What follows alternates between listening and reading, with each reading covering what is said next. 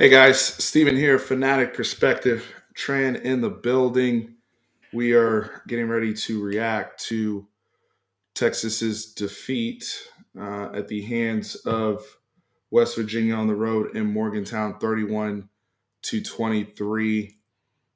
Texas is now 4-7 on the season, six straight loss for the Texas Longhorns. So Tran and I are gonna just try to react as best we can. Trent's not gonna be here the whole time, but so I want to get to him and his thoughts first, start right off the bat.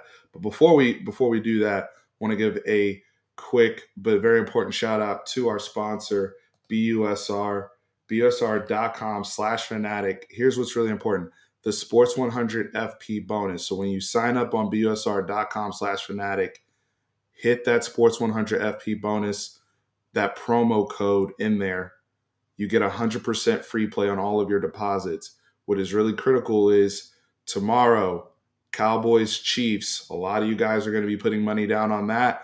Use me, free play. If you're gonna, a lot of y'all already betting on the Cowboys Chiefs game. Use us.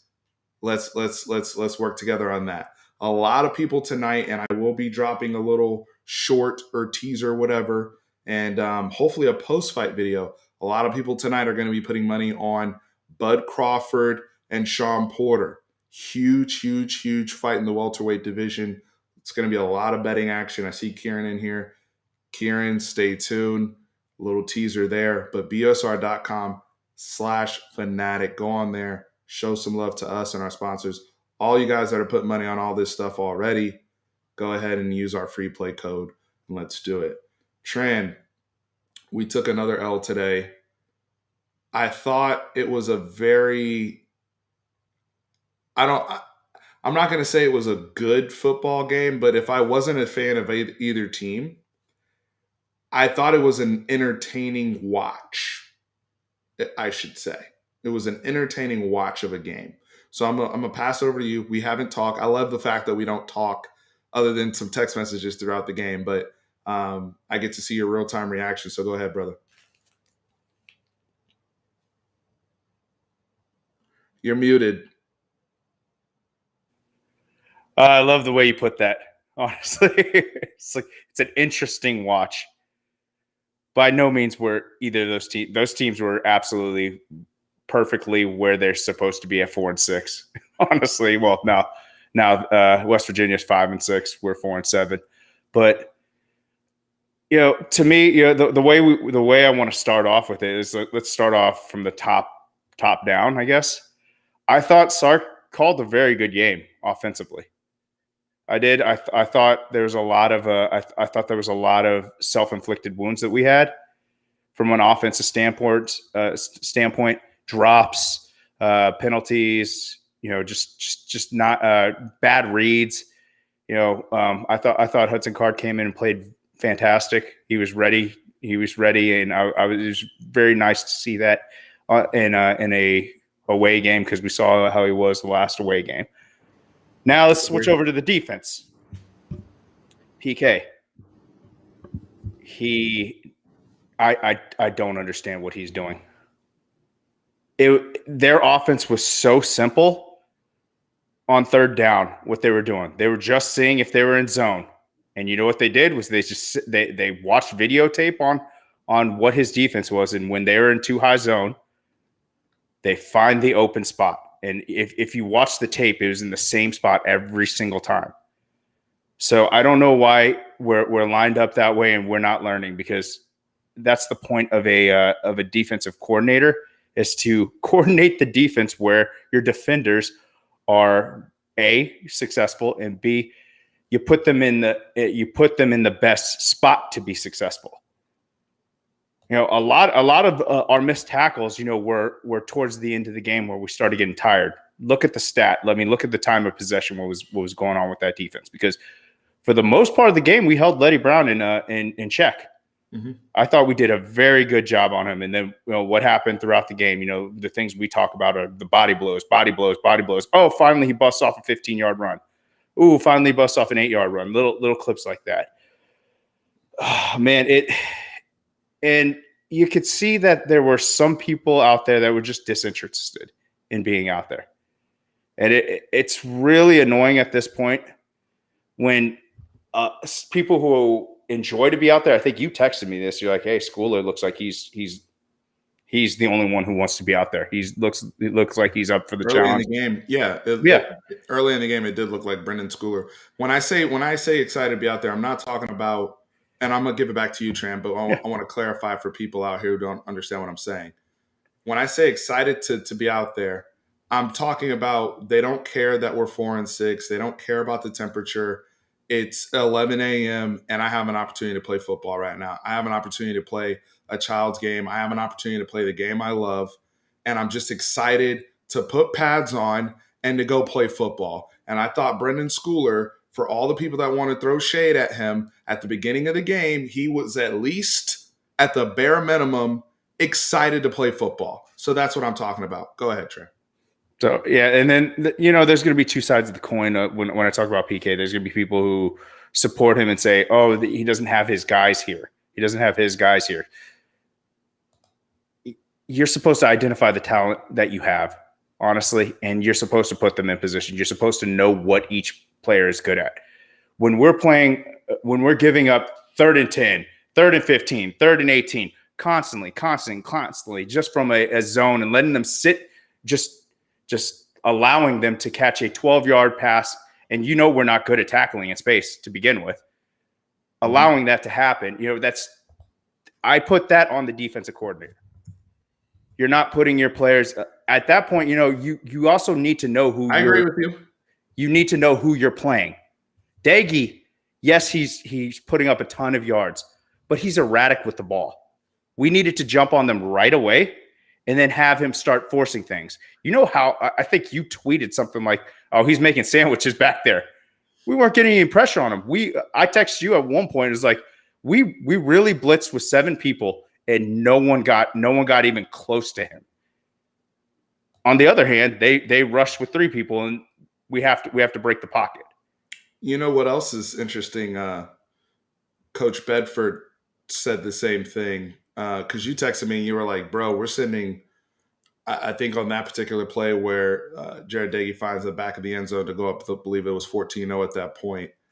We sent 7 people, right? So we only have 4 guys in coverage, and Coach Bedford tweeted the exact same thing. "Hey, we're going all blintz. We're sending 7, guys. We only have 4 guys in coverage. They go max protect, and he's stepping into almost, it seems like, a clean pocket, right? And able to get the ball out with no issue. So where are our guys, right? Like we're sending, theoretically, it's a math. So much of football is math, whether it's counting, whether it's geometry with angles, all of these things. And it's like, if I'm sending more people than you have to block, where did my people go? Why is Jared Dagey stepping into a clean pocket? No, yeah, Anthony could go and get beat down there, like in that scenario. Like what are we even doing with my blitzes, right? And so, anyway, go tap back in, Trent. But yeah, it like you said, it's a numbers game, and all they were doing is they were doing that window dressing to see whether they're in man or they're in zone. There's a way you could disguise it. The way you could disguise it is your safeties. You could actually have your safeties follow the guy who's in motion, and then they could switch, and then they could drop into their zone, and it throws off the defense. But we're not making these adjustments at all. Teams are making adjustments to us and attacking us where we're weakest. We're not doing the same thing, and I don't know what we could say about that. I mean, we shouldn't be a 4-win team, but we are. We're just a bad team. But we're just a bad team, apparently. But we are. I know. We disrespected the conference. And when I say we, I'm talking about in totality. Because the fan base, everybody, the team, the fan base. Yeah. I said after we lost to Oklahoma, and at that point in time, the way we were playing football, I did feel like we were an excellent football team from a standpoint of where not an excellent football team, but I felt like where we were, what we had the capability of doing and where we were ascending to, based upon what we had shown, we would be able to have some success with what these other teams were showing. And it goes to show you that football changes and evolves throughout the season, over the course of the season. And look, I want to start here. West Virginia's game plan, that first drive, I don't think they ran the ball. Nope. I don't think West Virginia ran the ball Not the at first drive, all. Not at all. which tells you how bad our defense is, because Kansas came out in 13 personnel, just jumbo sets, running that thing, and went 7 minutes and scored. And West Virginia comes out with a totally different plan, but a plan nonetheless. And they said, we are going to throw to establish our run, because they eventually got back to Letty Brown, and Letty Brown eventually got his. Came like But they 150. came out and said, these dudes, they play zone. But what have you heard, all of you guys, what do you guys hear me say all the time? When you play zone, you can't just be back there guarding grass or guarding an area. You play zone, but you have to have man coverage mentality. Isaac, you said you played, I believe, Isaac, you said you played receiver or DB. All you guys out here that are in the chat, Rob B out there. I want to talk to Rob B at this point. Shout out to the boys and Longhorn Blitz and Jeff Howe and the whole crew. I want to talk to DBs because, Tran, you were a DB. Just because you play cover 2 or cover 3, you still have to match up. You can't just stand there and people are running free. Eventually, I got to match up and take away a man, right? Or try to take away a throwing window. We do none of that. We let people sit down wherever they want in our zones. We also don't marry that with what we're doing up front, whether it's a 3-man rush or a 4-man rush. The touchdown that Sam James got to open the game, he was untouched. He did an unnecessary spin move at the goal line. Brother, you were safe because nobody was going to hit you. That's how much space you had to operate. We allowed Jared Dagey to get comfortable. Somebody, like you said, Tran, was erratic. Somebody that's had issues turning the football. Well, aside from him being erratic, we saw it in this game. How many wide open passes did he miss? Throw high. Airmail throws, held the ball too long. Yeah. He's terrible. I see what West Virginia fans talk about, because West Virginia fans kept saying, well, yeah, he throws all these yards. It's air raid scheme. You should throw for yards. But like when he gets outside the pocket, when he gets outside the tackles, like he really struggles completing passes. We saw all those things on display today. There was nothing I saw from Jared Dagey where I was surprised, right? But you can't open a football game and allow erratic football players to get into rhythm. The way we start these games, you have to try to take stuff away. And I thought the defense earlier in the season was better at that, to be honest with you. I thought that earlier in the season they were starting better. Isaac's answering my question because I'm talking to people that play ball right now. Isaac said, please tell me if I'm tripping. Always find your man, protect your zone. No one gets behind you. When you see the ball, attack the ball. Make a hit. Exactly. But we don't locate people, though, in our zones. Because you see sometimes when people play good zones, right? If somebody tries to sit down, what happens? They squeeze. So that backer will come from underneath, and that safety will come down, and there will be a collision. He may catch it in our zone because he sat down, but it's like, bro, y'all gonna have to thread the needle every time when you see good zone defense, right? Or you see teams that mix up 2-man under or mix up man coverage and then play a zone, and it's like, they make the quarterback hold 1 extra second because they've disguised it, and then the receiver tries to sit down. Like Isaac's saying, you clean the dude up. Sam James sits down inside our 5-yard line. Where are we? Ryan, number 10 on West Virginia. He sat down in the back of the end zone. That's why I tweeted. Y'all did an excellent job. All 9 of y'all in coverage. How many people in coverage guarding the G through the A in Virginia? We had that covered up. But this brother sits down in the back of the end zone. He's not being located, right? These are also communication things as well. We saw a play during the game. Jameson is trying to, I don't know what he's trying to signal with Brennan Schooler. They have to take a timeout because the communication is also very, very poor. So that tells me. But this is the 10th game of this year. Right. 11th game of the year. Sorry. My bad. We're 4-7. I forgot. But it shouldn't be happening that way. It shouldn't be that bad. Defense is all about a mentality, and that's why I loved Akina so much. Is that he had dogs? He's like, hey, you know what? I'm gonna put this guy on an island, see how he fares.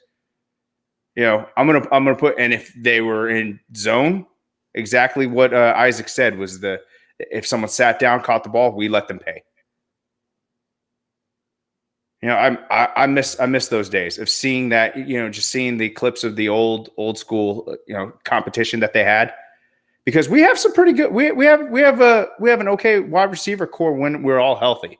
Yeah, And we're I'd love to missing a see million people right now. Yeah, So, I know. yeah, we don't even know what to make of the receivers. I would love to see the ones on ones, just them going, hey, let's just go one on one, lock them up.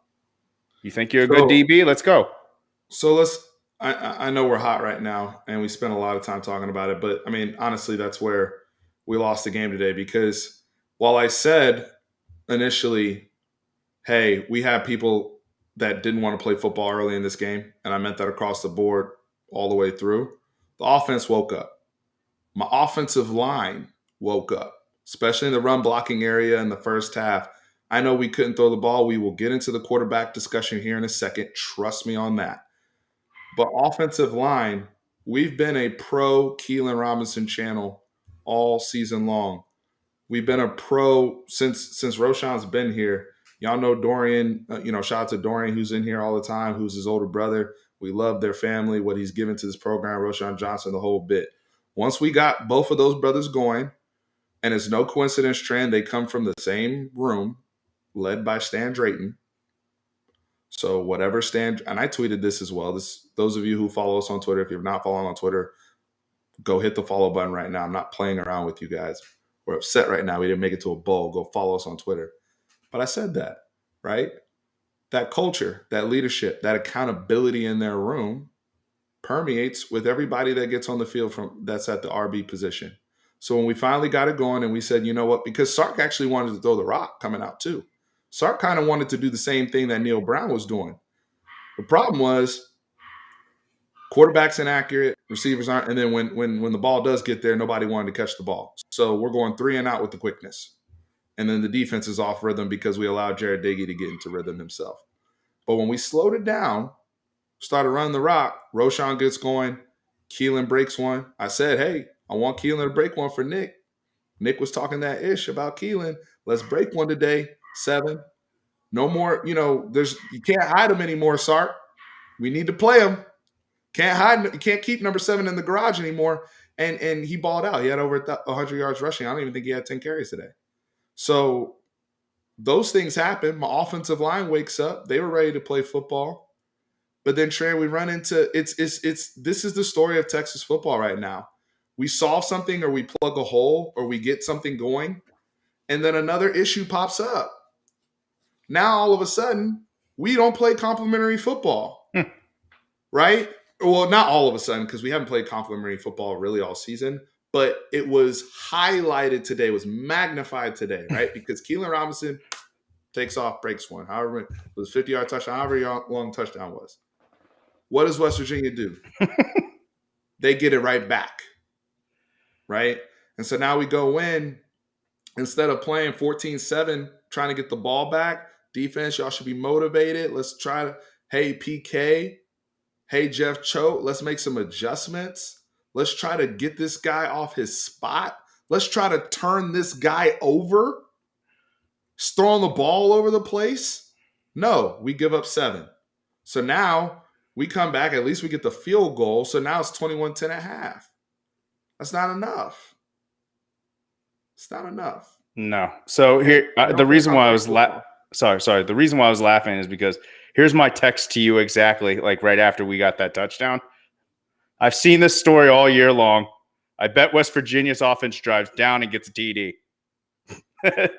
No, you take and that was exactly what was happening. Like, I don't know. We actually, like, this the series before, we actually got a stop. And then we get the touchdown. I think it was the Xavier Worthy touchdown, the deep touchdown. Then we kick off. I think we sack him on first down and second down. It was 3rd and 18, and then we give up a 3rd and 18. And after we gave up that 3rd and 18, I knew they were getting a touchdown that drive. It's like it. I I don't know what to say about that. It's inexcusable, and you honestly can't blame the defensive line on that series because they did their job on the first two plays of the series. We needed complementary football, like you stated, by our secondary to make tackles, and we didn't. We let him catch a off of 3rd and 18. We let him catch a 17-yard in route and let him fall forward for the first down. Bro, what are people doing? I really want to know because we're not in on the secret.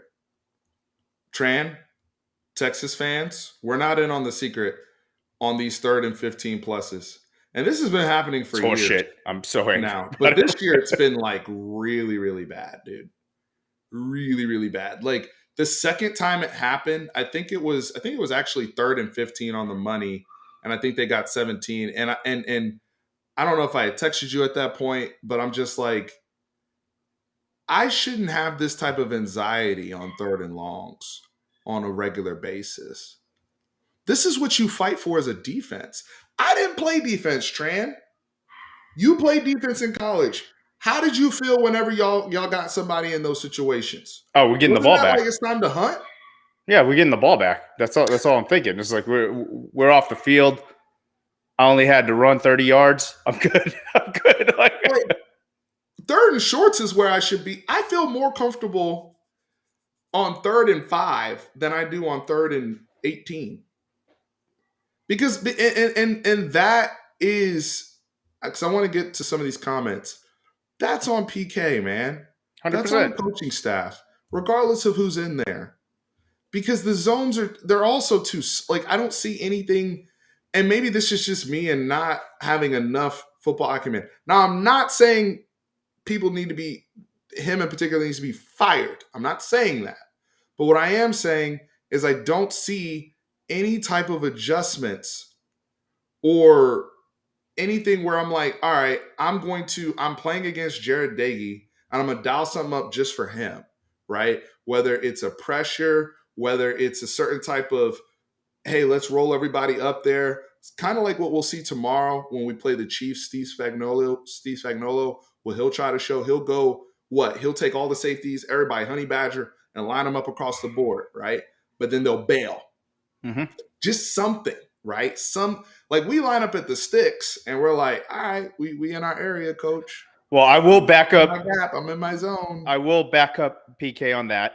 You can't throw that in if you can't even communicate on your base defense. That's true. So I wish we were that trained where we could do that, but we're not. We're definitely a full off season away from that. All right. I want to address some of the fire coach people because this is listen. All right, Mark, I love you. I love you. I'm gonna put your comment up here. This is unacceptable, brother. I know we down bad right now, and you know I love you and I appreciate all the support you have on the channel. And this is just my opinion. And I'm saying it, I just I don't know how you can watch that game. And yeah, there are some issues or mistakes that get made, right? If you want to talk about, and I'm talking about game management because I think there's layers to coaching that we have to identify and start to because we got plenty of time now, Trent, because we ain't going to a bowl. So what are we gonna be talking about? The staff, who stays on the roster, and a whole lot of recruiting. And the recruiting is gonna get broken down to high school and who's in the portal. So we got plenty of time to talk about this. But I want to break this down to layers and let me be very, very clear here, okay? There's layers of coaching that show up of what you did during the week, right? All your pre-work, your scheme, your scripts, your communications, the rotations you had in mind. And then during the game, there are adjustments. Again, identifying, all right, so and so ain't got it today. I gotta make a change, right? With personnel, things of that sort. And then working the refs, working the clock, all the game management things that are very, very underrated with coaches. Y'all want to light up Sark for going for two to get to 25? I think it was 28, 23. And you want to light up Sark for going for two? Go ahead. That you don't like when he decides to go for it versus when he wants to punt or anything like that. Go ahead. That's all fair game. But what I'm not going to do is fire somebody when I see that everything they're doing during the week, I'm seeing that unfold on the field. That's just my own football eye because I see people open. I Oh, he see the schemes team working. everyone open. I see what where I have problems with Tom Herman, I don't have that with Steve Sarkisian in terms of like, all right, what are they trying to do? I see players that are not executing. And now somebody, y'all could about easy counter is, well, Steve, the coaches should also be responsible for if the players aren't executing, why aren't they executing, and who should be out there, things of that sort. And that's where we can have this debate back and forth. And Tran, I think sometimes you and I jump on there, but it's really fascinating, guys. We have a very special guest jumping on right now. I'm gonna bring him in. Let's see if we got him Nino. in here. Nino, what's up, brother? What's going Oh on, man, what a damn day it's been. man? Hey, before I intro you, guys, I threw out the bat signal in our group chat because this is all hands on deck, and I know Tran has some important matters to get through, so I just want to wrap with as many people as possible throughout and get their takes. But Nino, brother, welcome. If you guys are not subscribed to Nino's Corner Sports, please go do that right now. Brother Nino's in here. Welcome, brother. I need your thoughts right away, right off the bat. How you feeling, man? Oh man, how am I feeling? How am I feeling, guys? 4-7 now. Were we 4-7? Yep. Yeah, It's so hard to say that, right? we're in like a 6-game losing streak. Probably the first time it's been done, probably since like 1912 or something. Who knows? But man, I'm just I won't say I'm in shock. I think after the Oklahoma State game, no, after the Baylor game, I was like, this team is mentally done. Mhm. You know what I'm saying? So, everything after that has just been like the same thing, right? It's just like they just don't have the mental, just the fortitude just to fight through some stuff. And I don't get it. I also don't think that Texas has their 2022 quarterback on their roster right now. You know what I'm saying? So I liked what Carr did in the second half. He threw the ball a lot better. Finally hit a deep pass. We've been wanting that for a while. But it's still, he's just, just kind of inconsistent, kind of jittery. But actually today he wasn't too jittery. I was No. very shocked about that. Casey, that thumb injury, man, it's held him back since OU. And yeah, I just don't think we got the quarterback for the future here on this roster. The line has to get better, although they played pretty well today for the most part. But we've got to get some help in the trenches, man. Defense, oh my God, 3rd and 18, they give up 19 yards. 3rd and 15, they give up 19 yards. It's just like, come on, bruh. It's like the defense has to do better for all the stuff that the fans are saying about Bo Davis, and he's like their god now. His position group, is not the best right now. I mean, they gave up 150 yards today, so they make every running back and every quarterback look like a Heisman candidate. So, hey, I got a lot I need to unpack. Nino. So starting on the D line, right? Because everybody. I think there's even layers to fandom. I was talking about layers to coaching. There's layers to fandom. There's things where people are always going to go straight to, and Tran, we've seen this before for years. They go straight to the quarterback, right? To me, where you lose this football game from jump is what you just talked about, is that defensive line, everything that's going on the defense side of the ball. They're not married up with their back end. There's not good communication.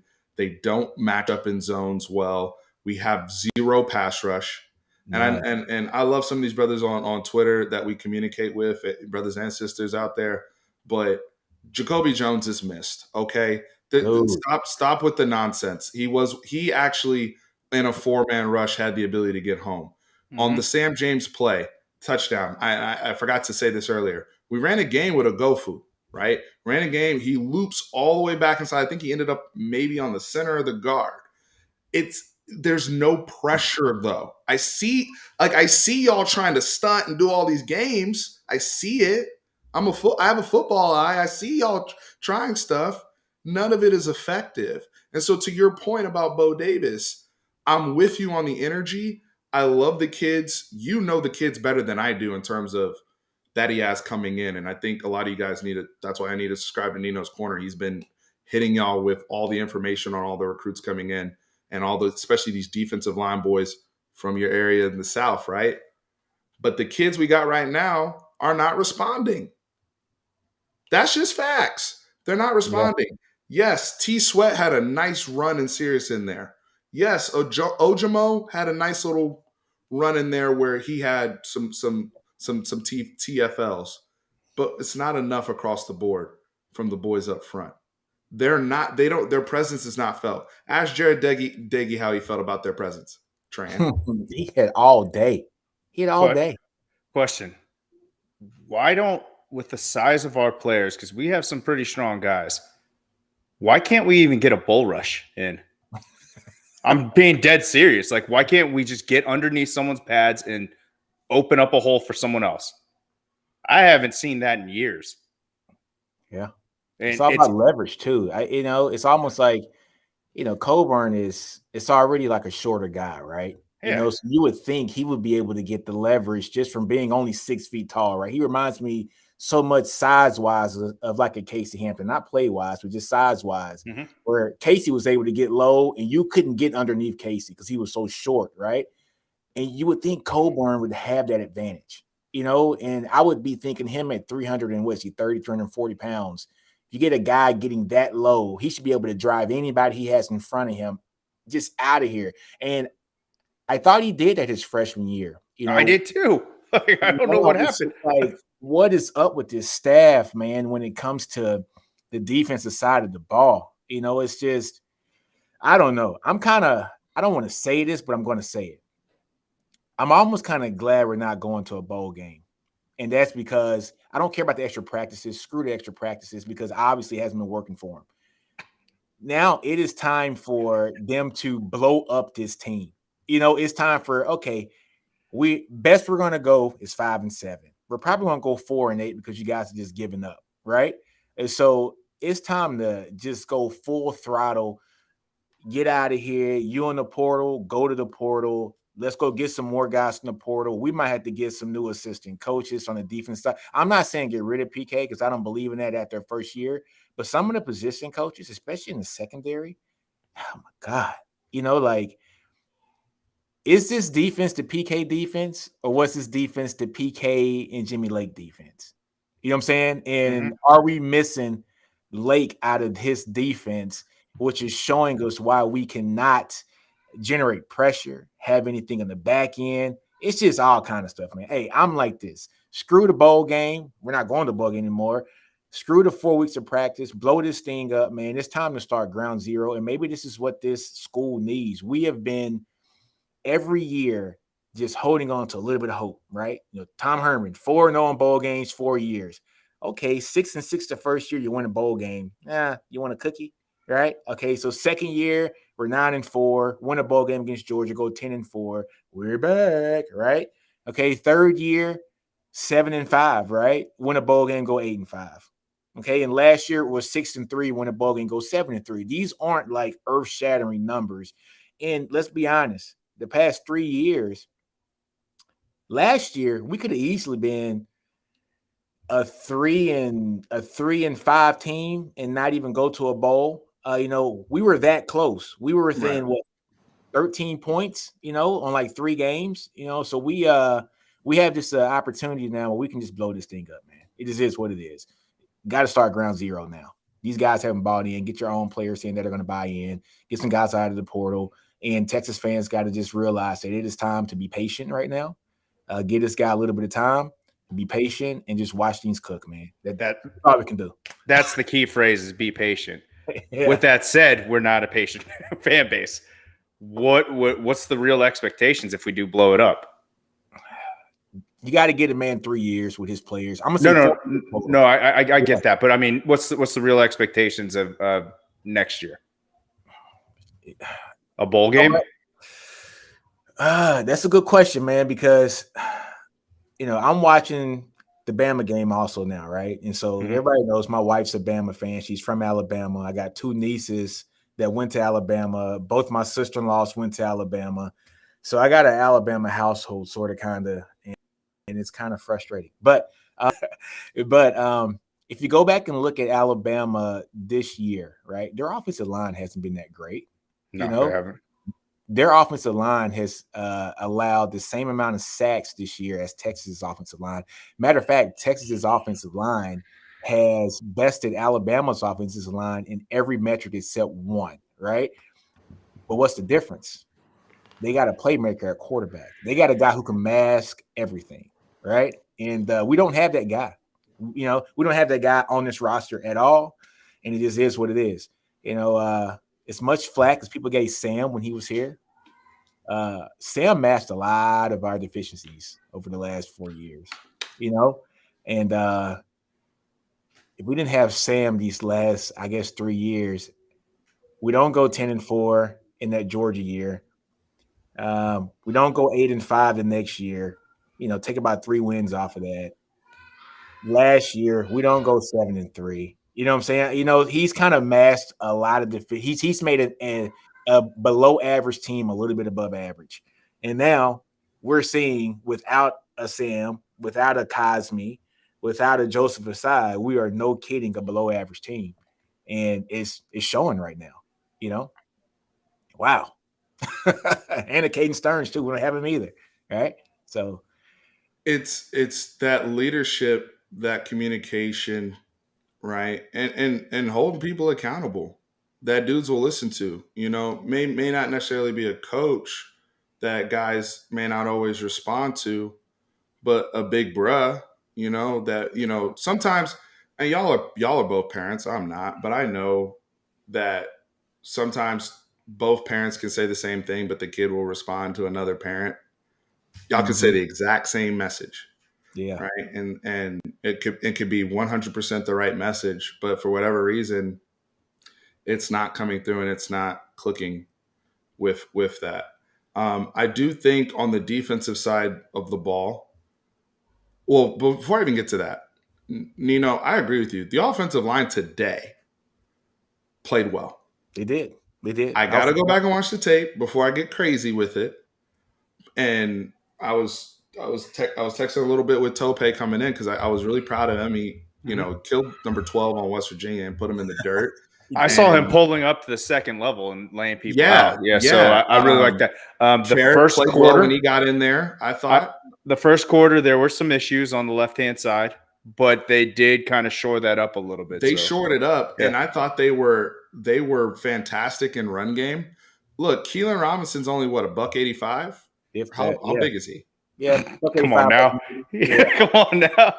Yeah. I'm not trying to throw shade. I think are you talking about in his pads? He a little bit. Hey, hey, Steve. We were texting through the game. And it's like Keelan, all right? We're like, there goes that man. We've been calling for this for weeks. For weeks. He finally gets 49 yards. Running Keelan up the middle. You can run, but the thing is, if you block like that, right? Because that's what Flood liked to do last year at Bama, was more inside zone type stuff. They actually I saw an adjustment get made to where they were able to do both. The play that Keelan scored on, I think that was an outside zone play that he broke to the outside. So they were mixing it in. I thought the offensive line, look, even plays where Hudson Card was flushed a little bit and had to use his legs and get to the outside, it wasn't anything crazy. The offensive line shifted with him. He was able to get out of the pocket. He was able to extend when he needed to. I don't want to hear that as an excuse today. I'm sorry. Nope. Because they've been the easiest thing to pick on for the offense is the offensive line, the offensive line, the offensive line. But the grades and how they played today, they were not bad. Like if you roll up 100-something rushing yards in one quarter, right? And I think it's not a coincidence that Hudson Card looked more comfortable when he got in the game because they were blocking better. They were. That throw he rips to Zay, yeah, right, for the 52-yarder. On the dime, yeah. Dime. But and I know he was outside the tackle. He was able to step into the throw. Mm-hmm. There wasn't anybody diving at his feet or traffic around him. So he did a great job there. So I'm just overall I'm really impressed. I'm gonna bring in another guest, but Tran, do you want to have any parting words or final words before I bring in bring in Mr. Kieran here? Tran, you're on mute. Tran, you're on mute. You're mute. Yeah, I'll just say bye Tran. now. I know. Okay. I'm just joking. Thank you, everyone. Like Nino said, honestly, have patience. We'll get there sometime. All right, everyone. Love you all. All right, man. Hook 'em, Peace, brother. Peace. All right, I'm gonna get Kieran in here. What's up, guys? How we Kieran, doing? What's up, man? How what's you good, doing, brother? How you doing? What a day!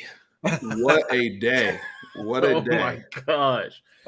As if this week wasn't already bad enough, having to answer to Texas fans if I'm an undercover Sooner or not. You know what I mean? Like now, after this loss, the video's getting retweeted more. It's something this week, but I'm actually dying laughing at Tran. He's such the dad. He's a dad of the group. He's over here talking on mute for like 30 seconds. It's hilarious. Brother, introduce yourself real quick for the people that don't know, and we're going to plug your podcast as well. So go ahead and introduce yourself, brother. Well, how's it going, guys? I'm Kieran. I make sports-related content on TikTok, YouTube, different sorts of platforms. We just started a YouTube channel for the Jukes page. If you guys know Jukes on Instagram, very large brand. That's a company that I work for. I live out here in Los Angeles, California. So I get up at 9 a.m. to watch the Longhorns disappoint me. But yeah, and then also I just started a podcast with Tarek, good friend of the show. It's called Are We Back Yet? So we just dropped the second episode last night. Make sure to go check that out. We're contemplating Clorox shots as far as this season has given us some trouble. But yeah. So that's me. Kieran, you were the creator. You were the creator behind the video that went viral on Texas Twitter, and then eventually all over. Yes. So if you want to explain that, I haven't run it here yet. But. So I know a lot of Texas fans probably wish they could take that retweet back because they didn't know it was going to be this big. So I was watching the Lakers play, and they were really struggling. And if you guys have seen the One Shining Moment Lakers for their season, the year before they won the championship, they made a One Shining Moment video of all their mishaps and how embarrassing it was. So I was thinking, Texas has had that bad of a season this year. So let me get all of these clips. And I'm telling you right now, guys, I have clips that I could have used, like BJ Foster slamming his helmet against Baylor. I mean, just so many different clips, but I ended up using those and then putting them into a One Shining Moment package. Not to diss my Longhorns but come on, guys. This season has been hysterical. It has been like ridiculous. But I had to do it. I'm sorry, guys. Are you going to run the video on here? I'll run it. How about this? I'll run it a little bit later because I still want to get through breaking down today. Yeah. In terms of West Virginia. So we had just talked about the Hudson Card thing and the whole quarterback conundrum, and I know a lot of people. Your co-host is a big, your co-host Tarek, who, like you said, is a big friend of the channel, was big on, Hudson Card at the start. Now he's more transfer portal. We know he's the president of Quinn Ewers. Yeah. I'm transfer portal in terms of what's out there. However, I do recognize with Casey Thompson, I'm not trying to argue with people back and forth, especially that are fans. We all want the best player and person to perform. Yeah. If Casey Thompson is hurt to the point where he's throwing the football like that, he cannot be on the field. He can't. He cannot be. And He can't be on the field. I've been one of That's the hurting main the football team. Exactly. I've been one of the main, I guess you would call them Casey Thompson defenders whenever he was having struggles against TCU or Oklahoma State. But I kind of switched my tune at the beginning of the Oklahoma State game where you could visibly see that there's something going wrong here. There's something off. And it's been that way since the thumb injury, it seems. But also, I don't know. I feel like I've heard a lot this week that the future of quarterback at the University of Texas, that player's not on campus right now. And I don't want to say that 100% just because I've seen crazy development in players that Steve Sarkisian has had his hands on. And I can see it happening with Hudson Card. I can see it happening with Casey Thompson next year. You know what I mean? You've seen it this year. That's another thing that I don't think a lot of people are talking about. Hudson Card's ability to maneuver around the pocket has improved night and day since the beginning of the season. Yes, he hasn't looked that impressive at times, like last week or 2 weeks ago against Iowa State, but he looks way better than he did earlier on in the season against Arkansas, bailing on pockets with 3-man rushes. You know, when it comes to quarterback, obviously the University of Texas, that's where all of the attention is going to be pointed. That's where all of the blame is going to be placed. I just want to say, though, I got an argument with you in the offseason, Steven, about Sam Ehlinger. And I want to use your platform right here to make a very public apology. I am so sorry to Samuel G. Ehlinger. Samuel George Ehlinger. I miss him so much, man. Oh my God.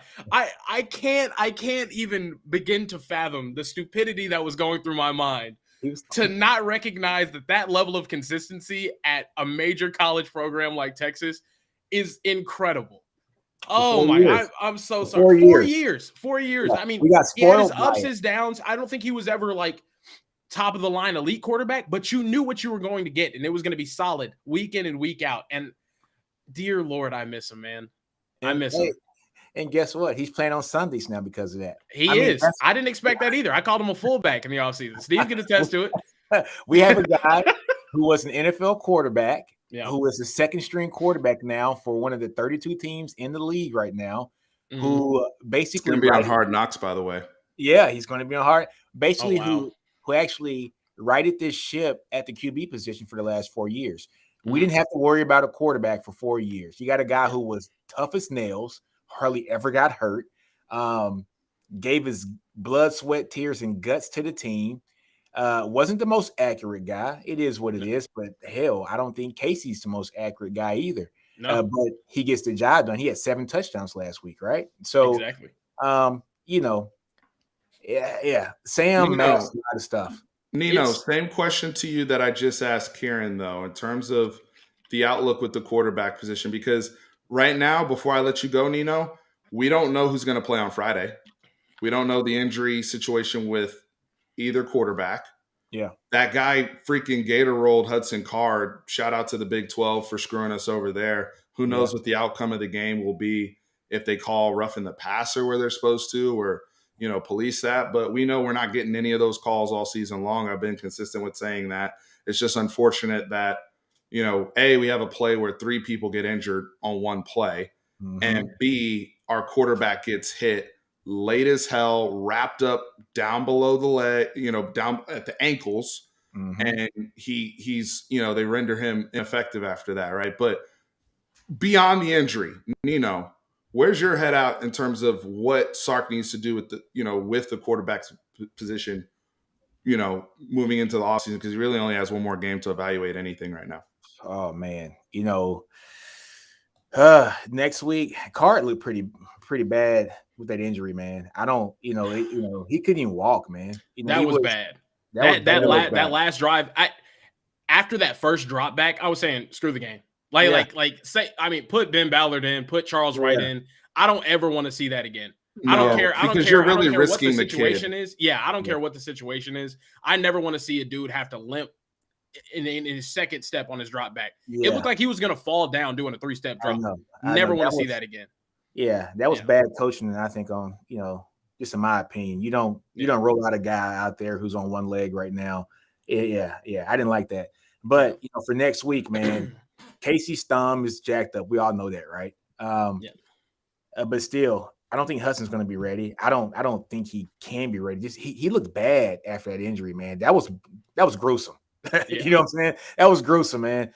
So roll out Casey with the bad thumb. It is what it is. The game is meaningless. If you don't roll out Casey, put in Charles Wright. See what he can do. Yeah. I mean, guess what? It's the last game of the year. Empty. Yeah, 4-8 or 5-7. What's the difference? You're not going bowling, right? So unload the clip. Unload it. Yeah, just I want to see everything. Play the youngins, man. Play the young pups. Let it all hang. Let them do their thing, man, and go in with a little bit of momentum.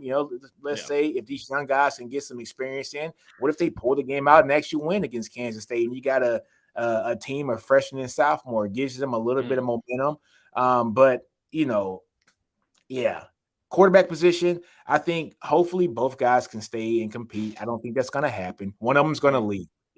We all know one of them's going to leave, Casey or Hudson. But it all depends on what Sark does. If I'm either one of those quarterbacks, I'm going into his office and saying, hey, look, am I the starter or not next year? Because if I'm not, I'm leaving now. Because I need to get into a certain program that I can go figure out where I need to be able to go and actually compete to start and a system that I might like.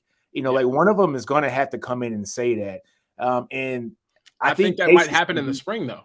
Yeah, well, I think that's going to happen as soon as the season's over with. Yeah, like in the spring. Let's just say January, February timeframe, because these guys need to start figuring out where they're going to portal at.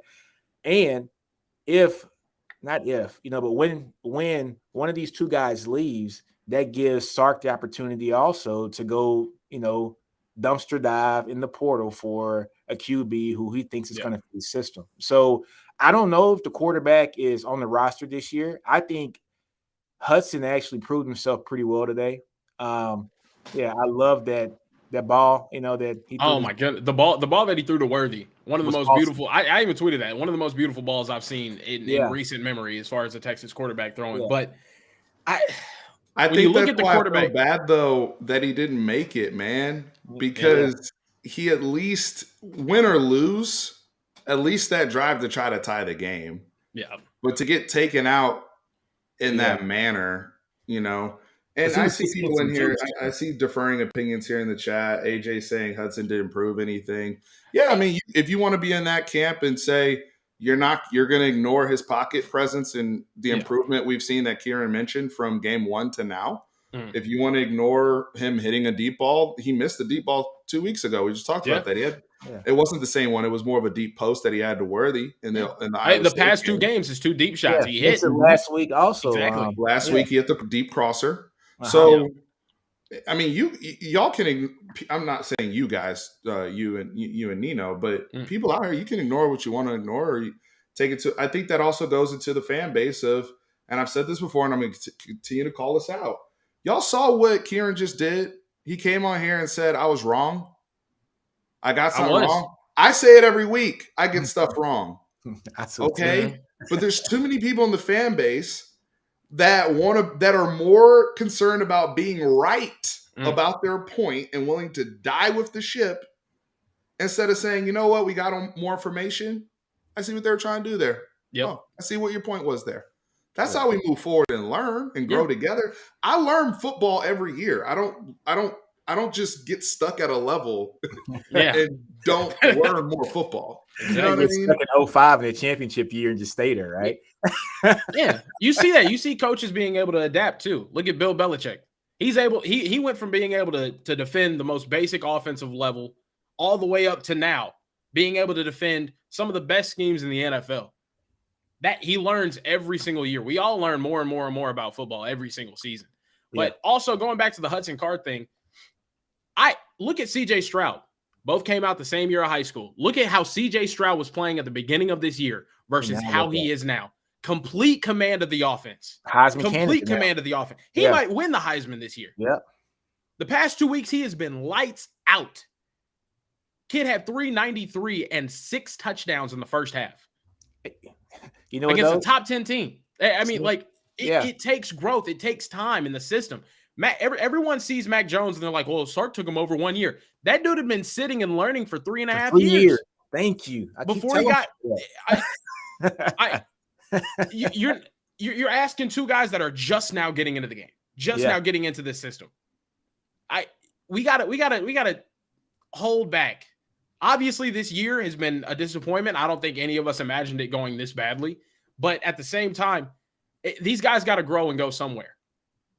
You know what I mean? Like it's not just going to be all peaches and cream, rainbows all the time. Like, no, like it takes growth.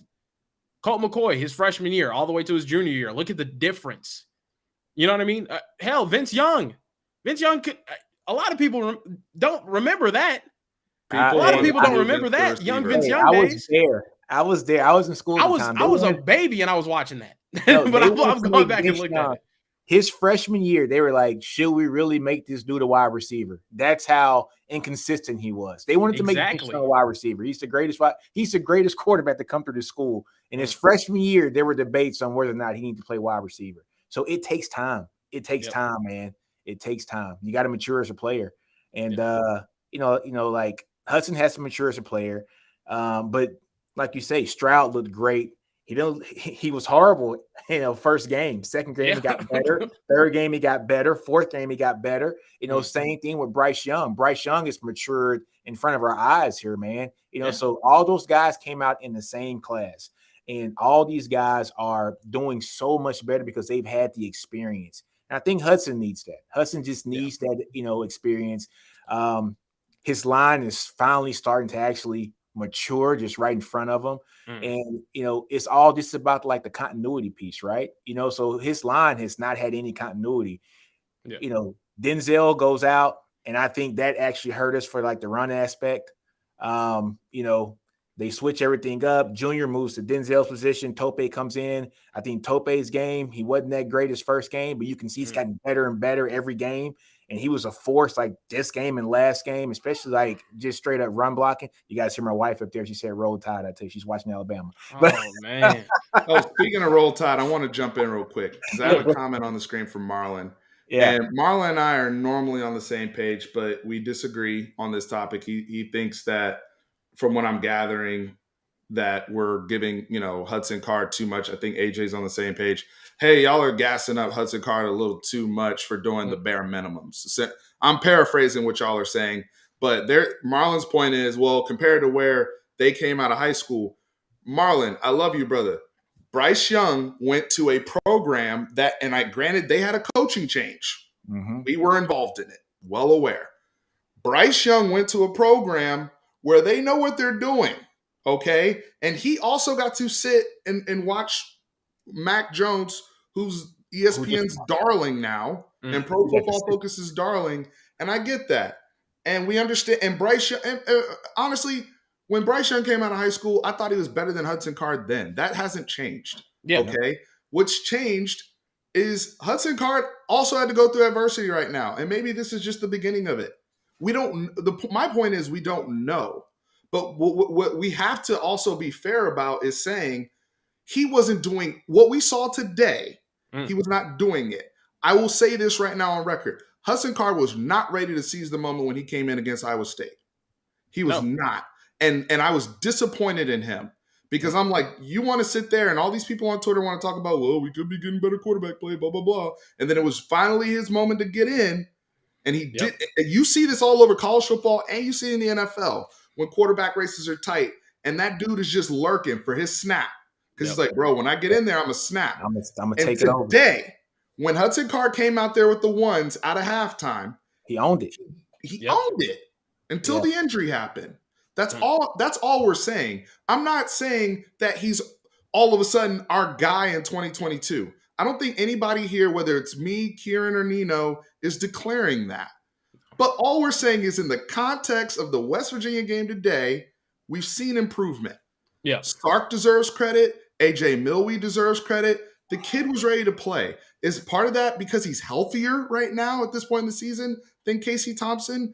Even if you're a Casey person and y'all keep telling me about how hurt he is, because I told y'all before, there's a difference between being hurt and injured. Yep. Yeah. If you're injured don't play. and your thumb is that messed up, because I said, yo, he's looked like a bi-weekly quarterback to me. Mm-hmm. And this goes back to TCU. Yep. Because TCU, I don't think, was his thumb injured against TCU? Nope. He didn't play great. Okay, first row start, Gary Patterson defense. I get it. Oklahoma, he looks amazing. Mm-hmm. And then we come back to Oklahoma State. Yeah. So it's like, I have a bi-weekly quarterback situation here with Casey Thompson. And then the other one's been timid every time I've put him in since Arkansas until now. So yeah, I'm going to give him some kudos for that. Yeah, I'm going to give the offensive line kudos for when they actually played better today. We lost the football game. It's a fail. I say this all the time. Football's pass-fail grade overall. It's a fail. It's a fail for the staff this year. It's a fail for the kids. They didn't even make it to a bowl game. That sucks. But as we're starting to break everything down, you got to in terms of what we need to build back up for 2022, there's some things you have to potentially work with there. Yeah. So let's calm down. It's not like every piece on this team is just not returnable. Like it's not like any of these guys are coachable. It's like these kids are 18, 19 years old. They're going to be able to be coached. Like if they're accepting and they're willing to improve, they will. They will under a developmental staff, which is what we thought we hired. I trust the process. Granted, are there a lot of pieces on this team that I think just won't fit? I don't think that I do. I think there's a lot that just won't fit, and we need that sort of turnover. We need a roster overhaul. But to act like everybody, like to act like every position on this team is non-salvageable except for Xavier Worthy and Bijan Robinson, you're out of your mind. You're out of your mind. You're out of your mind because you're not gonna win football games for the next 3-4 years if you have that mindset. That's true. That's true. You're not going to like. You can't replace everybody. Yeah, you got to take and it's not like these kids aren't talented. You telling me a good coach can't turn Alfred Collins into a first-round pick? Chris Ash was going to do it. That's what I'm saying. Chris Ash had him looking good last year. This is where it gets interesting though. This is where it gets a little spicy. Go there. This is where it gets a little spicy. Chris Ash. I tweeted out today. This 2021 Texas defense could have had Chris Ash calling plays with Bo Davis at D tackle and Oscar Giles coaching D ends. Yeah. What do y'all think that unit looks like? Coleman Hutzler staying too. Jawan Mitchell would have stayed too because he said once Herman got fired, I will play wherever Coleman Hutzler's Chris coaching. Ash in the parking lot. I'm not playing for anybody else. He meant it. He left. He left. He was, and that's another thing too. I see a lot of people saying, "Oh, well, Chris Ash did all of this with the same players." We lost a lot, guys. We lost a lot. We lost a whole lot. Everybody wanted to diss on Caden Stearns last year whenever he had his struggles. Right now, that man was injured. He's balling. That man was a 5-star talent through and through. Everybody needs to stop acting like Caden Stearns wasn't that guy when he actually had his legs. Yeah. We lost Joseph Osai. Probably one of the best pass rushers. Yes, All-American. Yeah. Probably one of the best pass rushers to come through here in the past decade. Lost the silent assassin in Taquan Graham, who got no credit.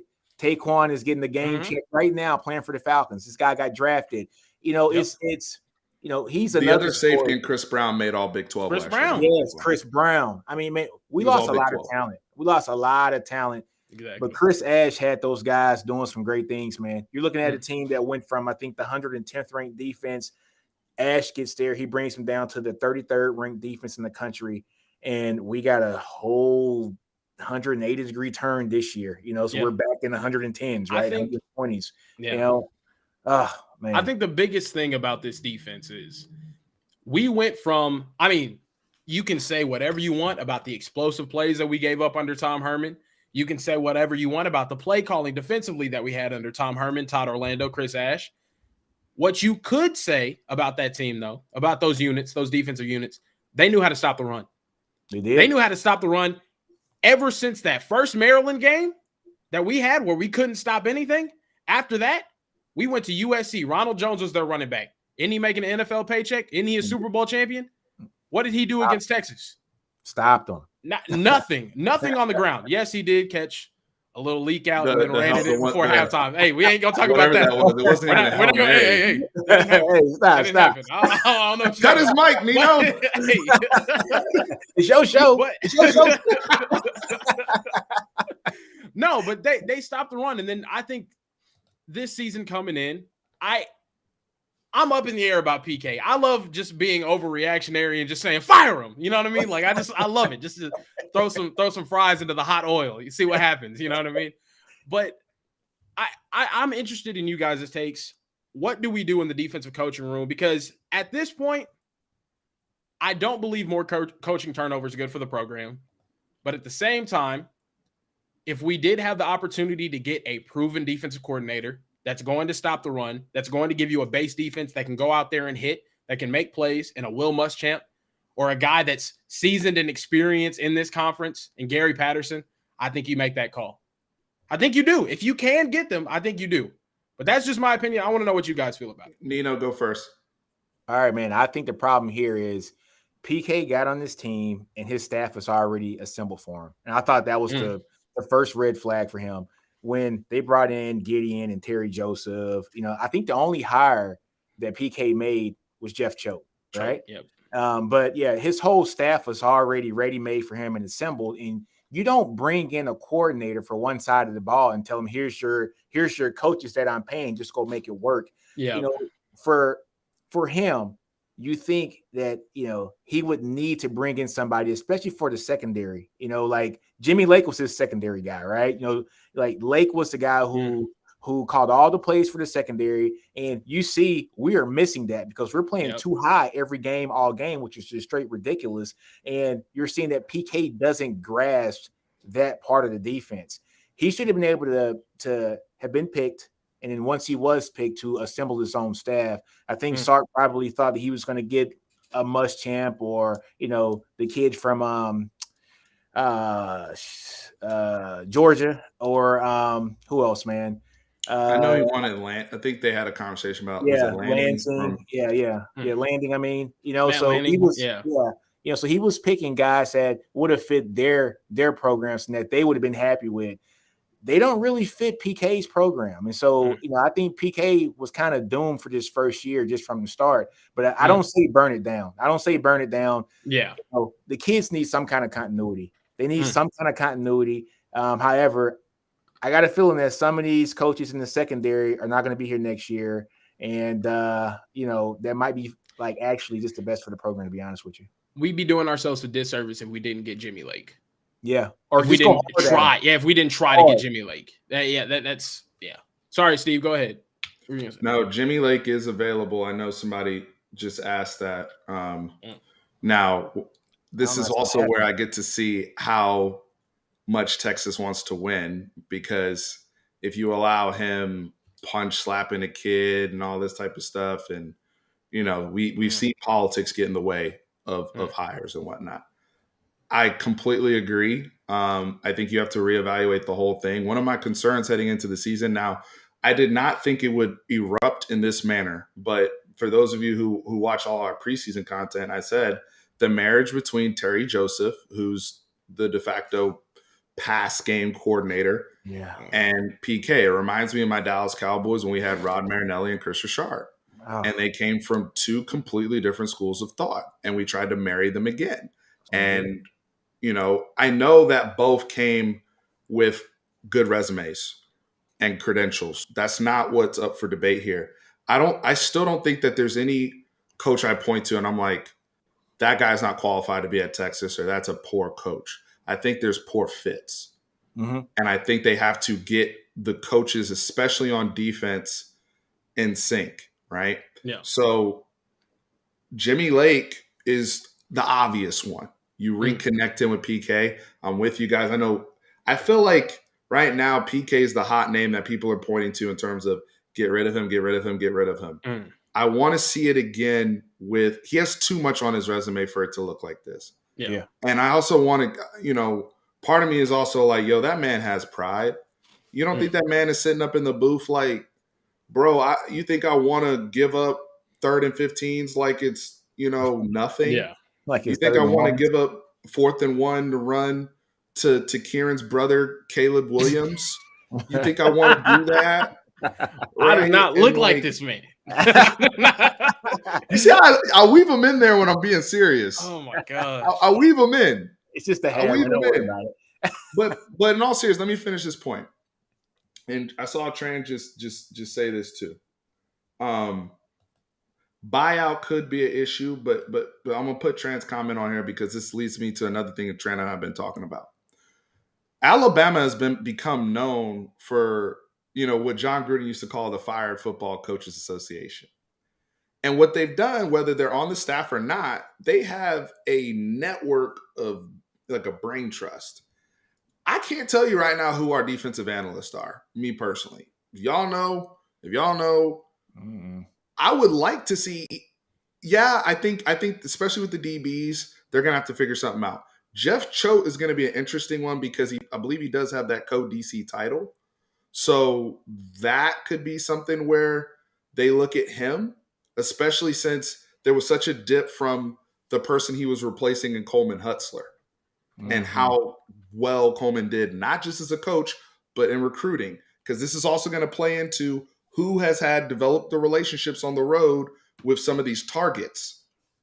Because negative recruiting is going to creep back in. Already we didn't make it to a bowl. Negative recruiting is going to be popping against us. But the analyst jobs and some of that stuff, I'm curious to see if we start to develop some sort of brain trust that goes in line with what we want to do schematically. But whatever they do, they've got to get people who are aligned, no more of the non, because if you guys aren't complimentary as a staff, how do you expect the kids to play complimentary football on the field? It doesn't make sense. Can't. Yeah. I agree. I believe that he does need another chance. I've been swayed by your opinions. I listen to my elders. My mom taught me well. You know what I mean? Two old men right here. I listen to you guys. But I will say this. I think missing Jacoby Jones hurts more than we can imagine. I mean, when not just in style of play, but also in body types. We're running Ovi and Ray Thornton out there at 235 pounds at the DN. That's not enough. That's not enough to stop the run, man. That's not. It's not going to work. When our edges weigh the same as Georgia's middle linebackers, there's a problem there. We can't shed blocks. We can't get off of them. Granted, I think Byron Murphy is going to be a stud. I think Alfred Collins is a stud. I think Tavondre Sweat can be a stud.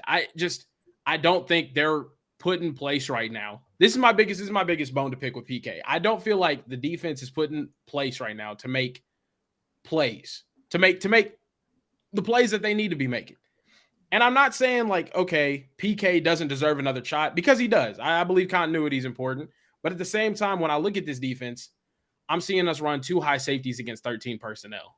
Yeah. I'm seeing us run 2 high safeties late in games when we need to stop the run. I'm not seeing us rotate safeties down low. All I'm seeing is us run the same scheme over and over and over again and saying, well, if you just do your jobs, we'll do it. Like, no, put these kids in the position to make the plays, to try to win these games. Like, we're easy to scheme for. And this is now another defensive coordinator. And this is my biggest problem with Orlando. And even Ash, I think Ash only had one moment like that last year where I was really frustrated. But it's whenever guys can see where you're set up at pre-snap and easily adjust to it and get 10, 15 yards off of it. I mean, you saw that kill us. And I mean, kill us against Kansas running to the outside of the tackles. They killed us. There's nobody out there. Hey, West Virginia, or not West Virginia. Who beat us just throwing the ball to the outs over and over and over again? Oh, and that Iowa State? Iowa State did it, but but they managed to run. Yeah, that was a Brees Hall show with them. Yeah. I'm trying to think. Goodness gracious. Slipping my mind. Are you thinking about Baylor? Yes, Baylor. Yes. Gary Bohannon is throwing 10-yard stops up and down the field. Up and down the field. We're playing off so much. We're like, put these kids in position to make plays. That's my biggest nitpick. It at times this season, it's felt like we're running the system, but we're not adjusting to the kids' talents. Yeah. That's been my biggest issue with it. And I understand I know his system works. It's proven that it works. But this is another thing for Texas fans. I want you guys, and I'm sure Nino, you've probably seen it. Go back and watch the 2016 game, Washington versus Stanford, and look at how quickly the Washington defensive line gets off of those blocks. Mm-hmm. If that's not happening in this game, and you see some of the same alignments that we have, we're talking 4 down, 4 on the line, 2 linebackers back, 6-man box going up against. It looks like they don't have a numbers advantage, but all you see is those defensive linemen quickly shoot those gaps and get them down. Yeah, they completely shut down Christian McCaffrey in what should have been his Heisman season. Just go back and watch the film. I think that's my biggest nitpick on PK, because we saw Todd Orlando do it. We saw Todd Orlando not adjusting the defensive line and running 5 tech. We saw Chris Ash only one time though. Only one time. I only saw it against TCU whenever he had the split set on the defensive line, and then Max Duggan just ran right up the middle. But I can't stand to see that happening at the University of Texas over and over again. And when we talk about getting our guys, that's excusable against everybody else in the Big 12. But when I see us giving up 57 to Kansas, brother, it's Kansas. It's Kansas now. Now, hey, I watched Lawrence Arnold, their wide receiver, who went to DeSoto High School. With the 3rd string quarterback. I know they got some dudes on that team. I'm not gonna lie. I've seen Lawrence Arnold playing high school. He went to DeSoto, right down the street from Duncanville, where I'm from. I've seen these kids. Some of them kids can play, but I'll be damned. It's Kansas. It's not Kansas basketball team. If Texas is having a hard-fought game with Kansas, it should be in basketball. But hey, Steven, I just saw a message from Steve Sexton. I think he put up here about, Tap coming in, right? I think that's our problem here in Texas. We can't want every freshman to come in that's highly touted to come in here and just start. That's not how you build like a winning team. We got to have a culture in here where those guys can come in and sit for a little bit, let the game slow down for them. And I think that's what we saw with Hudson. Everybody matures differently, right? I think the game was way too fast for Hudson this whole year. Even last week against Kansas, way too fast for him. Something just clicked. Something clicked today. He looked comfortable. The line was great. He threw great balls today. Something clicked today. He looked comfortable and it looked good. It takes time for these guys who are young to get comfortable in the system. And so we cannot rely every year wanting to have some top-notch freshman come in here and save the day. They mentally can't do it, guys. They're going to hit that wall. There's a handful of freshmen that are Xavier Worthy, right? Xavier Worthy came in. He's probably going to be an All-American, not a freshman All-American, an All-American of all college, like football this year. He's that damn good. There's only so many Adrian Petersons that come in their first year and knock it out the park, right? There's only so many Cedric Bensons who comes in after the 6th game of the season and still rushes for 1,000 yards. It's the exception, not the rule. It's the exception and not the rule. So we cannot expect every highly ranked 4-star guy or 5-star guy to come in here and save the program. It's just not going to happen. And if we're banking on that to happen, this program is going to be a failing program for a long time if we are depending on young studs coming in here and fixing our offensive line the first year. We can't, even if we get a Cam Dewberry, a Kelvin Banks, and a Campbell, right, and a Cam Williams, if they all come here, we can't line all 4 of those guys up on the starting offensive line next year. You're asking for problems. You're getting cooked for it. You're going to get cooked. You're going to tell me some 18-year-old kid who was just in the prom 4 months ago. So not when you're playing Bama in the first month. It's not going to happen. So we cannot want every top-notch freshman that comes to this program to come in here and start and save the program. It's just not going to happen. It can't happen, and it shouldn't happen. Right? You're just asking for failure.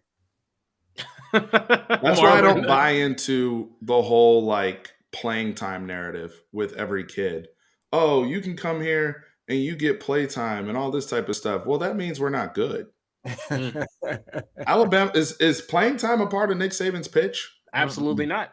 He tells you kids, look, you're going to come here. You're going to sit behind these other 5-stars for 3 years. You're going to get your shot. You're going to go to the league. I mean, he can look at his quarterback position and say, look, I had Jalen, SEC Freshman of the Year, SEC Player of the Year, who got outplayed by his younger counterpart, who ended up becoming SEC, like player of the year as well. We won a championship with both of them. And I had Mac Jones, who got in the same class as Tua, right? Sat and then plays after both of those guys go to the league the same year. He comes in and plays, and he's been developing and better than both of them, right? Getting some season, right? And then he comes in, wins a championship, goes to the league. So I got 3 starters right now in the league. They all came in within 1 year of each other, but they were all willing to sit behind each other and wait their turn. That's what's going to happen here at Bama. That's what's going to happen to you. You know what I'm saying? Texas, we can't say, hey, Cam Dewberry, you're going to come here and you're going to start your freshman year and you're going to be an All-American your freshman, sophomore, and junior year and go to the league. It don't work like that. It doesn't work like that. People have to understand, it's also nuanced in terms of what position you play. Yeah, running back, there's going to be a quicker ramp time. Yeah. If you're a speed receiver like if there's any type of receiver that can make it work right away, it is somebody more like an Xavier Worthy. It's the burners that can get in there and ball. Or most freshman defenders aren't going to play.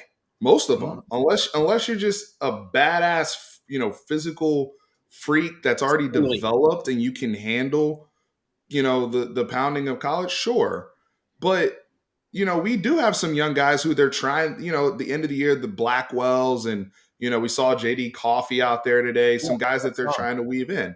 I anticipate that those guys will get more snaps next week and they will play a lot more come springtime, right? So there's some people here that have sat in the incubator, even that we have right now. But we have to have, and I hate saying this because nobody wants to hear it, but our way out of this is, can we be patient or not? With some of this stuff. Can we be patient or not? And if you want to turn around faster, the portal will help. You're not going to get all the saviors out of the portal either, because you have to be careful with that. Some of the people we got out of the portal are just another guy type dudes that weren't producing where they came from. There are going to be some good players in the portal, like Walker at Michigan State. There's going to be some good players. Jamison Williams at Bama. Jamison Williams, right? Who was just smart and was like, yeah, they got Olave, they got Garrett Wilson, the coaches like Njigba. I get it. But I can ball too, right? That's why I was happy for Keelan Robinson today. Don't let Nick Saban talk that trash. Get yours, young bruh. Now, if he can develop his hands, he's really going to have a spot on the team next year. Oh, yeah. He's got to develop his hands. But it's obvious he's a game breaker. It's obvious. Man, we've been saying this for 6 weeks, Steven. Yeah, Steven, we've been saying this for over 6 weeks, Steven. I know. Where's Keelan Robinson been? Yeah. But that's nitpicking with the O, because the scheme's been there. I want to go for another 10 minutes because Marlon, yes, I have to go to a party tonight. We're going to an event and the fight and everything. So I got to get ready to go out. So big fight tonight.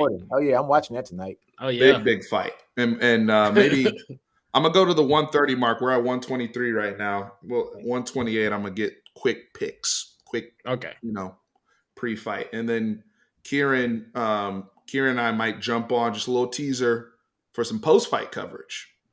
So y'all go ahead, hit up BUSR, get your bets in, use that Sports 100 FP promo, and let's make it happen. Y'all let me know. BUSR.com/Fanatic. Shout out to our sponsor. Somebody said, Tracy said when he says 10 minutes, that means another 30. I got to be prompt, brother, or else my wife's going to come knocking at the door. Tracy, you know you ain't lying, man. Tracy ain't lying.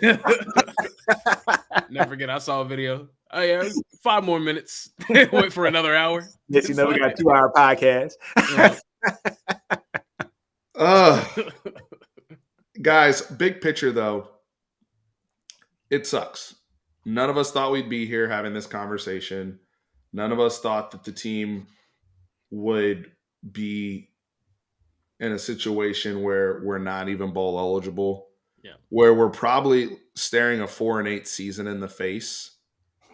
Kansas State's a good football team in terms of how they've played within the confines of the Big 12.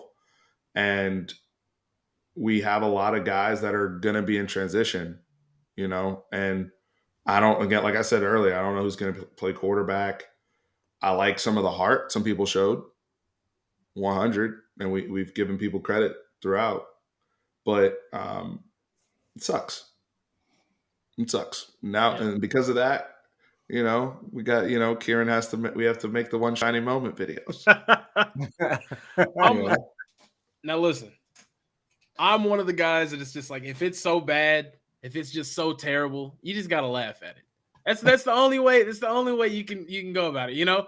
I was at the game on October 12th when we lost to Oklahoma.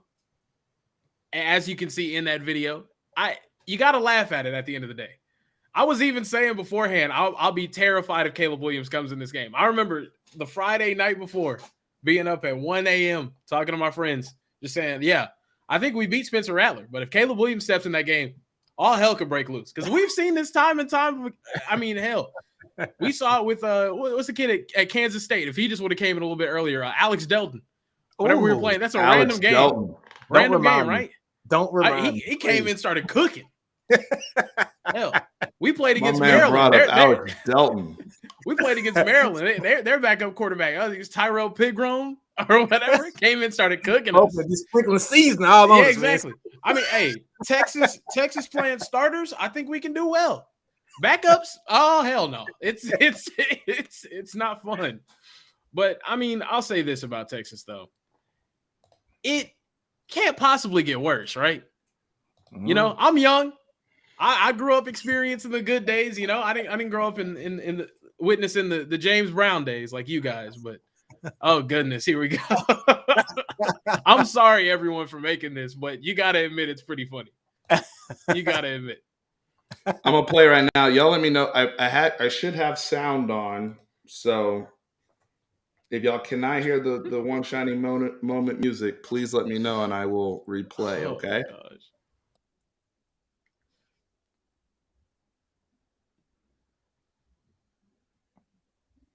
I'm sorry, I can't hear it. I don't think. Yeah, I can't hear it, Steven. Oh my goodness. Maybe because I muted myself. That's probably the problem. All right.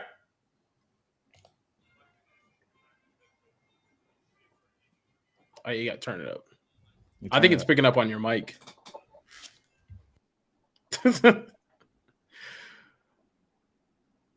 was a really awkward hug. I'm not going to lie.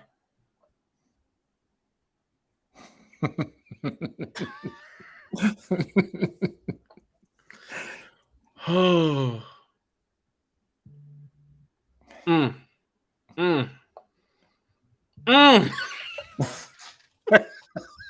Every play, it just hurts more. It just hurts more. Oh yeah. Oh, there's me. Oh yeah. Homer said they might strike you for the game tape.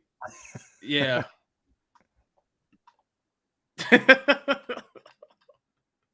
That one hurt.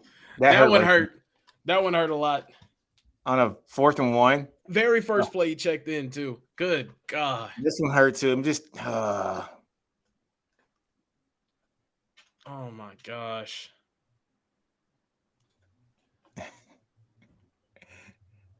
Everybody gets washed out of the play. Oh, look at this, man. People just quitting on this play though. I ain't want to say that though, but oh.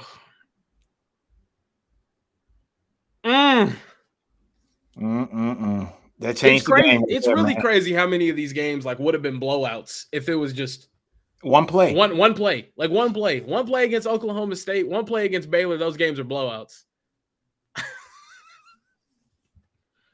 One stop against Oklahoma, win the game. You know what I'm saying? One lock gate would have stopped the monkey gate. You know what I mean? 4th and 11. Send your punter. Send your punter on an RPO. Oh, there's Bo. Look at this. How many NIL deals did this kid get? He got he got an Applebee's commercial that's actually quite amazing. I'm not gonna lie. Always go for 2. I can't hate on that. I can't hate on a kid getting money, man. Hey, I cannot hate on a walk-on kid getting the NIL deal and making that money. I can't do it. Texas defense making kids stars out here. I ain't talking about Texas players. We've been doing that for years, though. That's crazy. We've been doing that for years, though. Kids get Name drafted. a random quarterback that looks like a Heisman contender against us. Everyone. Every single one. Everybody's like draft film. All their highlights. It's all Texas. Hey, look, I'm a big Cowboys fan. You guys know that, right? And so you talking about when CD got drafted? Yeah, when CD got drafted, they just played the play over and over. He basically took on the whole damn defense and goes in. That was his whole draft video on ESPN. His whole draft tape was just nothing but him cooking us. I'm like, yes, we got CD Lamb, but damn, it hurts. I'm like, good. He's on my side now. I'm glad he's on the right side of my life now. About damn time. At least the Cowboys are good this year, so we can have those like palate cleansers on Sunday. Because beforehand, it was just like, oh, when they lost to the Broncos, I was inconsolable. I will tell you that. I had a bad day. My mom called me. She's like, "Hey, sweetie, how you doing?" I'm like, "Don't talk to me right now." She's like, "I'm your mother." I'm like, oh, it was bad, man. Yeah, I can't handle if the Cowboys lose again tomorrow. I'm calling it quits on football for this season. I'm not gonna lie. Catch me in the playoffs. I'm not watching anymore. At least with the Cowboys, they're playing the long game, though. Yeah. I mean, 7-2 with a top record in the NFC, and the Chiefs game it's a good measuring stick type game, but it's not like college football where you put so much weight every single week. Like, exactly. It's going to determine our playoff seeding or anything like that. It's a good measuring stick game. It's good for Dak and Mahomes to. That's going to be a matchup. I can't. That's a hell of a matchup. It's the midseason check-in for Amari. Yeah. Yeah. So I view it in 3 stages. So week 1 was like, okay, what is this team? Let's find out if they can even do anything. This game right here is, okay, what are they midway through the season? Then we play the Cardinals the week before last. And that's like, okay, like, are you ready for the playoffs? Because it's January, you beat up. Can you play a competitive game with another top contender? Yeah. I love talking about the Cowboys now. It's completely inverse, Like, hey, 8 and 8 years, Jason Garrett, 8 and 8 years. I was like, oh, God. My Longhorns at least, like, won some games. Like, they won one game every year that made you feel good. The Longhorns are like, oh, yeah, we just beat ranked West Virginia on the road, Oh, yeah. Our best win this year was Louisiana. Oh. I think dropping 70 on Texas Tech was probably the high point of the season. I'm not going to lie. But look, either that or halftime against OU. I don't know. I don't want to talk about OU anymore. But think about this for a minute. Damn, Louisiana only has 1 loss, and it's to Texas. The whole season. Like, how do we even do that? I don't want to talk about it. Yeah, it's just something else. Yeah, here's what it is. I gotta throw this in there though. We gotta play UTSA next year too. If we can't stop the run, we're losing that game. I'm telling you right now, guys. And then we cannot stop the run, right? We're losing that game. And that's Bama? Right after Bama. Yeah. Huh. So we start off with ULM. I want to feel confident, but Kansas, Then we got Bama at home. And then we got UTSA. Hey, it's 2-1 is an amazing start next year. I'll take it again. For real. I'll take it again. 2-1 is an amazing start next year. As long as we don't end with a 7-game like losing. All right, that's enough. Steven, you gotta go. That's enough. You gotta go, right, Steven? I gotta go. I appreciate everybody jumping on. Before I leave, though, I'm gonna do one more plug for my sponsor. Before I leave, Nino, Bud Crawford, Sean Porter, who you got tonight, and why? Bud by decision. Bud's that dude, man. Bud's that dude. Bud's gonna win this by a decision. Porter's a tough dude. He ain't gonna knock Porter out. You know what I'm saying? But I think Bud's gonna win it on the card. And honestly, when he wins this fight tonight, there should be no reason why him and Errol Spence shouldn't just let's get in that ring and make it happen. And they're the 2 best fighters in the class, I think, in my opinion. I don't think either one of them's ducking each other. But once Bud wins this fight, make it happen. It just is what it is, man. But Bud by decision. Kieran? You know me, I'm confrontational. I'm taking Sean Porter for the upset tonight. And I'll tell you why. Sean Porter, he's a dog, gets up inside. He's been fighting at welterweight for years now. This is what he's used to. He loves the dirty, muddy fights. Terrence Crawford's coming up from 135, then 140, now 147. We've seen him get we've seen him get hit at times. And I think we're in for the fight of the year tonight. If you guys, I mean, even if you guys aren't into boxing, check this out. Also, get great value with Sean Porter right now. I guarantee you he's the underdog. BUSR, head on over. Get some good value with Sean Porter. I'm telling you, Sean Porter by decision. I don't think there's going to be a knockout tonight. If there is, I think Crawford's going to get it done. But it's going to be a hell of a fight. I'm taking Sean Porter for the upset. Gets inside, does that head banging and hook it. That's what I love. But Sean tough, man. Sean is a very tough man. Sean is very tough. He loves getting inside, ripping the body, ripping upstairs, and he has a chin for days. That forehead is always in somebody's chest. He's one of those type of guys. So I got Sean Porter tonight. Upset. All right. I'm going to take – so I'm going the other way. So one of us is going to be really wrong after this. But I like the upset pick just because Bud Crawford at 147 he's fought some good fighters at this point, but not this. Nothing even close. I believe this is from a physical standpoint. Sean Porter's not the best boxer that Bud Crawford's faced, but from a physical standpoint, definitely the best athlete he's been in there against. And it's going to be a phone booth fight in his grill. Now, when you're the better boxer, you can dictate things a lot more in terms of how the fight's going to go. Earl Spence decided he was comfortable fighting in a phone booth. He was comfortable with Sean Porter. He wanted to kind of show that machismo, and it worked out in his favor. I believe Bud Crawford chasing that Spence fight and trying to really reestablish himself as at one point after Lomachenko, especially after Lomachenko lost to Teofimo, it was like, oh yeah, Bud definitely is pound for pound. And I feel like Canelo's kind of taken that. Yeah. I feel like Bud needs this, and he needs to be explosive in a stoppage. I'm picking Bud by stoppage only because Sean Porter is going to give him that opportunity. There's no excuses. Sean Porter does not fight off his back foot. As Kieran said, he is going to come forward. One of two things is going to happen, right?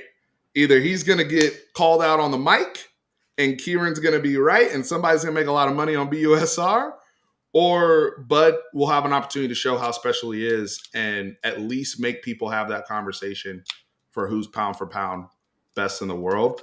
I'm going to go Bud Crawford by stoppage in between rounds 8 and 10. That's where I feel comfortable going just with his skill set. So, guys, we'll see. Kieran, we'll be back on to talk about it real late after the fight and rap about it. I'm excited about that. Nino, thank you for answering the bat signal, brother. I needed you today, and you came through for us.